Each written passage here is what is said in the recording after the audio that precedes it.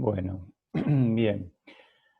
Entonces nos habíamos quedado con esa idea de que acá la media y el desvío estándar no representa adecuadamente la variable que queremos medir, que era duración de los síntomas, ¿sí? Entonces, yo les había preguntado qué variable se les ocurre, perdón, no qué variable, qué estadístico podríamos utilizar para representar de una manera adecuada la variable, ¿sí?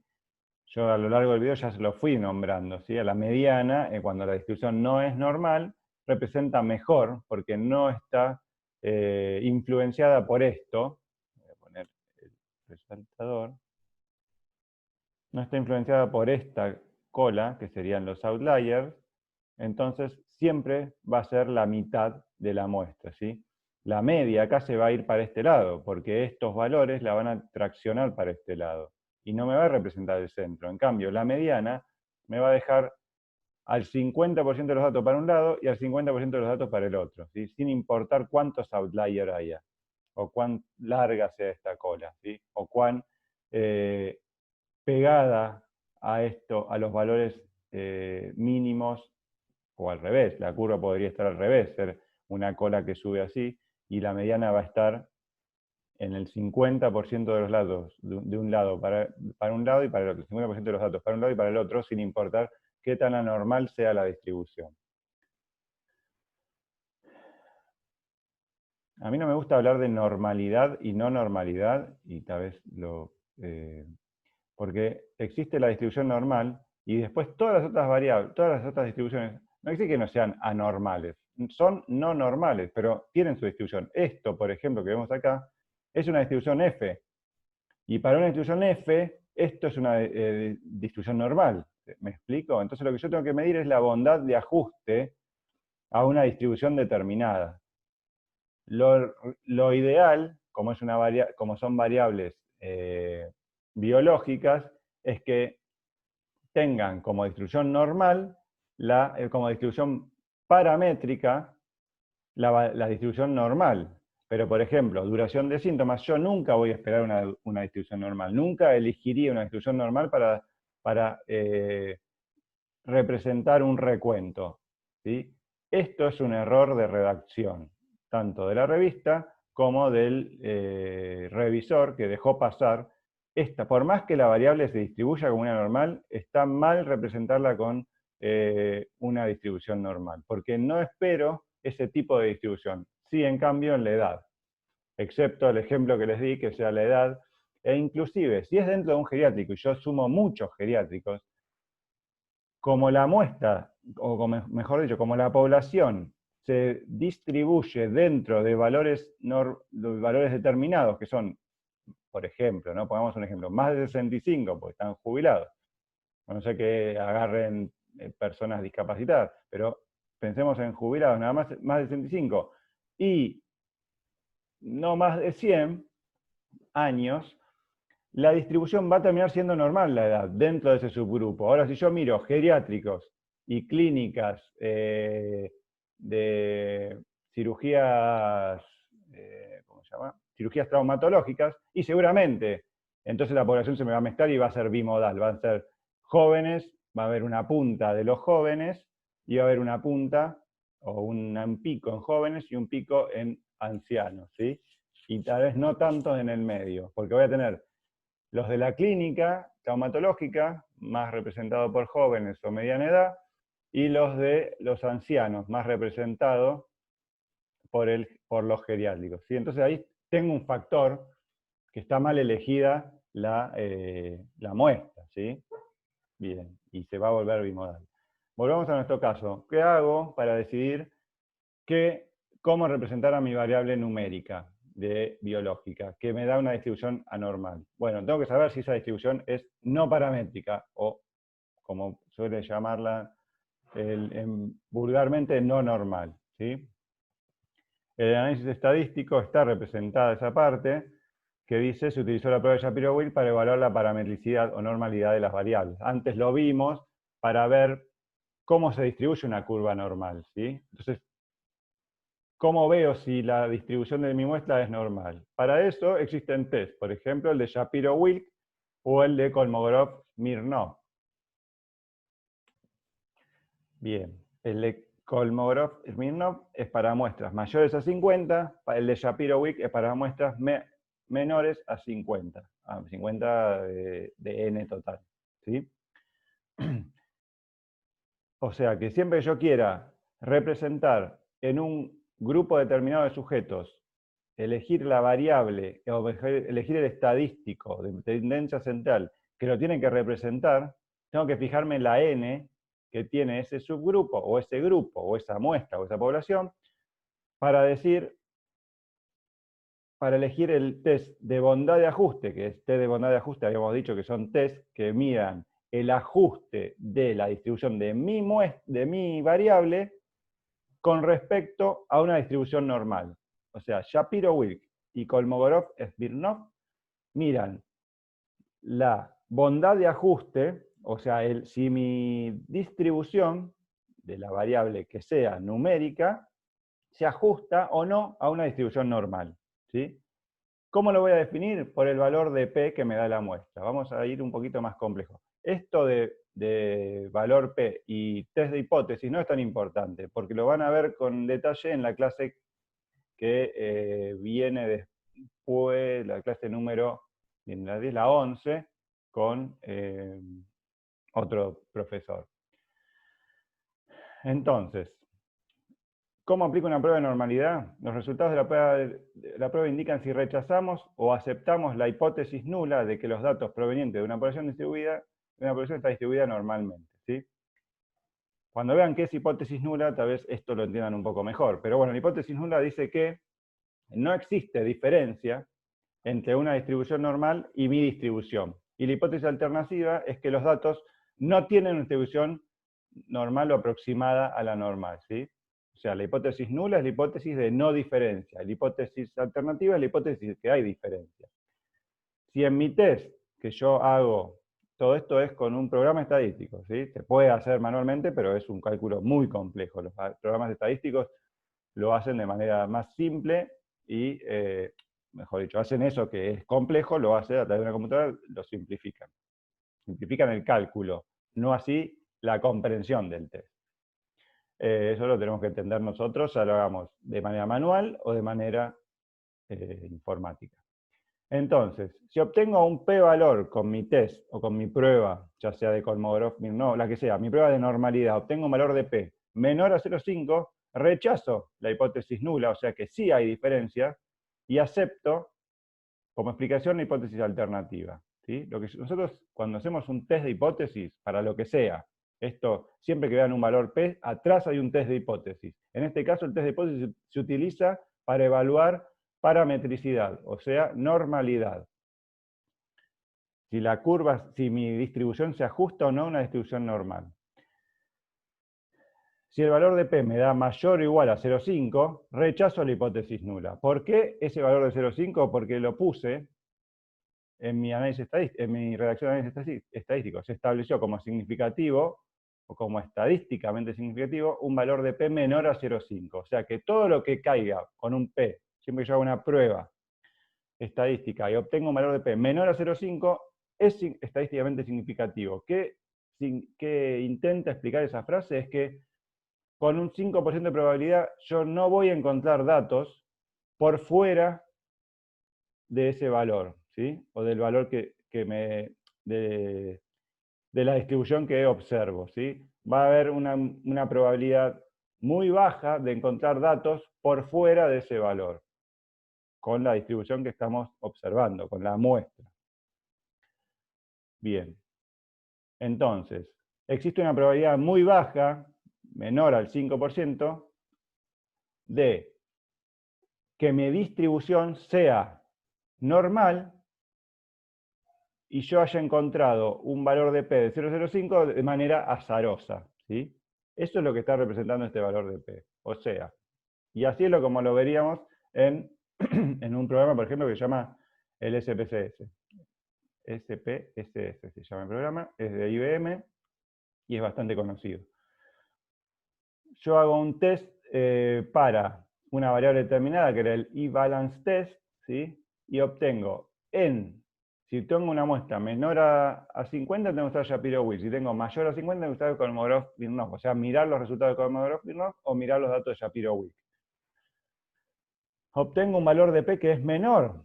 Piensen que antes de la coma hay un 0. Es 0,012. Es menor a 0,05. ¿Sí? Entonces, la distribución de esta variable, que es, no es sobre esta variable, bueno, es una sobre otra variable que teníamos, que es el I-Valent test al ingreso, ¿sí?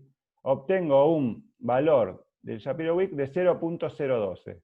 O sea que tengo que, ¿qué hacer? Rechazar la hipótesis nula. Rechazo la hipótesis nula porque el valor de P es de 0,05 y no puedo asumir normalidad. Esta variable no se distribuye de manera normal. Entonces, tengo que usar mediana con, arrastramos el error, rango intercuartil, o cuartil 1, cuartil 3, o percentil 25-75, o mediana y mínimo y máximo, o rango, o como quieran llamarlo, ¿sí? Entonces, la forma más robusta para evaluar normalidad es los test de normalidad, o los test de bondad de ajuste. Si yo tuviera una variable como esta, recuento, esto que es un recuento de días de síntomas, tal vez la distribución que más la explique es la distribución teórica, porque las distribuciones son teóricas. O sea, un señor, por ejemplo, Gauss, dijo que una variable biológica se distribuyen con una campana, así con todas las características de la campana de Gauss. ¿Sí? La distribución normal es una distribución de Gauss, o distribución normal se llama. El señor Fisher, por eso la distribución F, dijo que una variable de recuento, por ejemplo, se distribuye de esta manera. La distribución binomial también se distribuye de esta manera. Entonces, si yo asumo que a priori se va a distribuir de una manera, yo puedo establecer una bondad de ajuste para este tipo de distribución, ¿sí? Entonces, si no se distribuye como realmente se tenía que distribuir, yo puedo decir que hay un factor que me está influenciando en la distribución. Y es una forma de evaluar o de investigar algunos fenómenos, ¿sí? En este caso, lo que yo estoy haciendo, para atrás, es buscar la forma de representar la variable, si con media, con mediana. Entonces, no me sirve evaluar la normalidad como método de investigación. Acá lo que quiero hacer es poner si voy a poner la media o la mediana. Y la media se utiliza cuando la distribución es normal. Y la mediana se utiliza siempre que la distribución no sea normal, ¿sí? Cuando quiero marcar el centro de la muestra. Si la distribución es normal, el centro de la muestra es el promedio. Bien. Otra forma que puede evaluar normalidad es la simetría o skewness y la kurtosis, o en inglés que se llama de la misma manera, pero con K, kurtosis, ¿sí? ¿Qué son? Son características del histograma, ¿sí? El histograma es una representación gráfica de una variable en forma de barras donde la superficie de cada variable es proporcional a la frecuencia de los valores representados. Esto que parece un chino básico no es más que esto, ¿sí? Cada barra es la proporción de los valores que hay, de la frecuencia que hay en cada,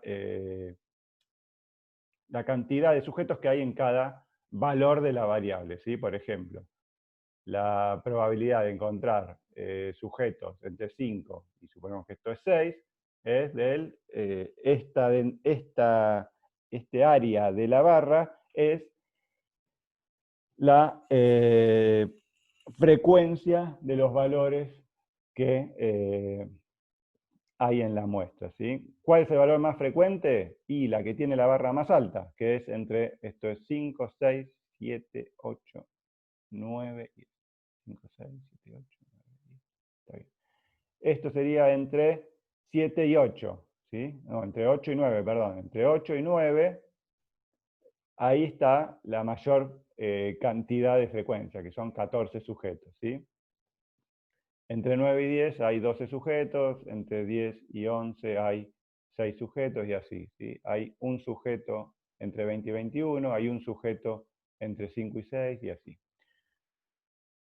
Entonces, como se arma este histograma, ¿sí? Fíjense que el histograma es diferente al gráfico de barras porque las barras están unidas, ¿sí? Cuando no hay barra, quiere decir que no hay recuento en esos valores. Eso me está marcando el histograma. En cambio, el gráfico de barras, solo va a haber barras donde hay recuento. ¿Sí? Esto es después lo vamos a ver cuando veamos resultados en la clase que viene. Pero el histograma me sirve para medir normalidad, la forma del histograma, porque las variables numéricas continuas y las discretas con recuentos altos, puedo generar un histograma. ¿Sí? ¿Qué es la simetría? Bueno, lo que estábamos hablando hasta hace poco. ¿Sí? Por ejemplo, en la variable que habíamos visto tiene una simetría positiva, o sea, a la derecha, la curva se va a la derecha, mejor dicho, la cola se va a la derecha. ¿Sí? Y la media es mayor a la mediana. Estamos hablando de esta sentencia. La simetría es positiva cuando la cola es a la derecha. Y la media se va a ir para la cola, se la va a traccionar la media, porque tiene datos outlier. Y la mediana se va a quedar más en el centro, porque divide el 50% del área de la curva, o de los casos que hay en la curva. ¿Sí? En una asimetría negativa, la cola se va a pegar más a valores bajos. La cola se va a ir para los valores bajos, y la mediana va a ser traccionada por esos valores bajos, va a quedar a la izquierda de la media, perdón, la media va a quedar a la izquierda de la mediana. La mediana va a quedar en los valores centrales, ¿sí? Más en el pico de la curva, porque tiene que dividir a la curva en 50 y 50.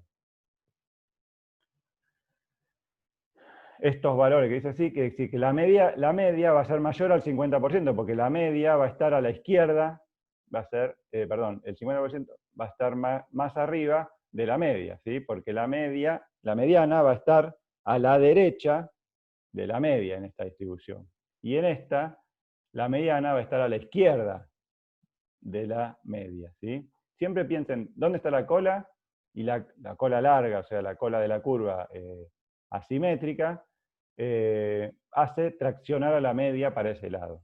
En cambio, la mediana es más estable, de hecho es estable, se mantiene siempre en el 50% de la distribución. Y en una curva normal, o una campana de Gauss normal, la media y la mediana están muy juntitas, muy pegadas. La simetría es un criterio de no normalidad. Cuando yo vea esto en una curva, en un histograma, y hago un test, supongamos que es una n mayor a 50, hago un test de Kolmogorov-Smirnov, es muy probable que el p-valor del test de Kolmogorov-Smirnov me dé menor a 0,05. Entonces, es asimétrica y el test de distribución me da significativo, o sea que no puedo usar la media, porque la media no me representa adecuadamente a la variable, ¿sí? Lo mismo en esta. En cambio, el test de Kolmogorov-Smirnov en una n mayor a 50, o el test de Shapiro-Wilk en una n menor a 50, es muy probable que me dé mayor a 0,05, ¿sí? Bien. La kurtosis, ¿sí? ¿Qué es la kurtosis? Determina el grado de aplastamiento de la curva, ¿sí? O cuánto se concentran, aplastamiento o apuntalamiento, cuánto se concentran alrededor de la media. Si se concentran mucho, es una curva leptocúrtica, ¿sí? Si se concentran poco, es una curva platicúrtica. Lo más platicúrtico que hay es la distribución uniforme. Cuando uno ve una distribución uniforme es una distribución que es así, todos son el mismo valor, ¿sí? Todos los valores ocupan la misma probabilidad, tienen todos los valores posibles de la variable, ¿sí? Ahí va a ser una línea recta. Estamos yendo de tema. Entonces, distribución normal, podemos haber visto asimetría cuando la punta se va, mejor dicho, la cola se va para un lado o se va para el otro lado. Y después puede haber apuntalamiento. Lo normal es que estén agrupados en el centro, pero no muy agrupados, ¿sí? Si están muy agrupados es leptocúrtica y es un criterio de no normalidad. Porque cuando uno ve una curva leptocúrtica va a ver que el histograma sale mucho más la frecuencia y queda muy vacío toda esta parte de la curva. Entonces, cuando uno piensa en el 68%, en un desvío estándar, no van a estar el 68% de los casos, van a estar mucho más. Acá afuera, como es muy finita, en esta, por ejemplo, ¿no? Imagínense esta curva arriba de esta, ¿sí? El 68% de los casos no van a estar en un desvío estándar, van a estar en menos, porque están todos bien apilados alrededor de la curva. Entonces, este tipo de curvas, lo mismo que esta, me las representa mejor la mediana, porque yo sé que acá va a estar el 50 Y el cuartil 25, por ejemplo, puede estar bien pegado a la mediana. De hecho, va a estar bien pegado a la mediana, ¿sí? Y acá, cuando yo elija la mediana para representar en una curva platicúrtica, yo voy a tener la mediana en el medio y los cuartil 25 y 75 van a estar bien alejados. Entonces me representa que la distribución es muy aplastada, ¿sí? Están muy alejados. En una distribución asimétrica, cuando elija la mediana, voy a tener el cuartil, por ejemplo, en esta, en una distribución, una skewness, una asimetría derecha, voy a tener la mediana, tipo en el centro del pico de la curva. El cuartil 25 va a estar bien cerca de la mediana, perdón. El cuartil 25 va a ser un valor bien cercano a la mediana, pongámoslo en días, ¿no? Que esto es un recuento de días. Acá tenemos 0 días, bueno, a los 5 días ya se dio, la gran mayoría de los pacientes están internados 5 días, y después hay algunos pacientes que se internan, no sé, 100 días. Entonces, cuando elige la mediana, es 5.